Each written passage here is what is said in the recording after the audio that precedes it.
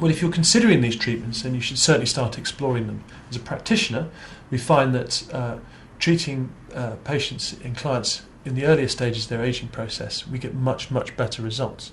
It doesn't mean we can't deliver perfectly reasonable and good results for people in the later stages of the ageing process, but it can just be slightly more challenging technically. In the first instance, I would perhaps see if you can identify any friends that you may have who may have had treatment and ask what their experiences were like, and if they'd recommend a practitioner. Recommendation is a very helpful thing to have. It gives you confidence in your practitioner, and that's key. You can certainly do some exploring of the internet, but that's always difficult because the search engines will often generate hits on those high volume clinics, and you'll always be uncertain as to whether you can completely believe the claims that are being made. Sites to visit would be things like Google Scholar, where you can explore the literature around these treatments and give you a far more unbiased and genuine expectation on what these treatments can achieve. Once you've gone through that process and you're confident that you want to know more, then it's time to visit a practitioner. Most good practitioners will certainly offer you a consultation for free, where your skin and needs can be suitably assessed, and it allows a relationship to develop between you and your practitioner.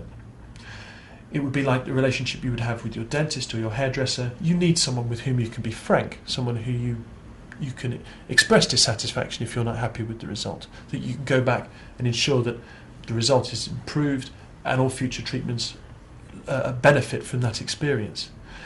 What is a shame is when someone has a bad experience with the practitioner and then doesn't go back. The practitioner doesn't learn, and the patient doesn't get an opportunity to have work they may not be particularly happy with optimised. So that relationship is key. And certainly if you wish to learn more, I'd be more than happy to see you here in this clinic. We can talk about your needs and take things from there. Are the injectable treatments painful?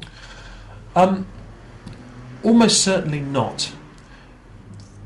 Most people find them very easy to tolerate, and a good analogy would be something like as bad as uncomfortable as if you were to have your brows shaped. We use very fine needles. The bore of the needle is similar to what a diabetic would use to inject insulin, so it is the finest size needle we have. And if we were to be injecting into a sensitive area, there are local anaesthetics we can apply.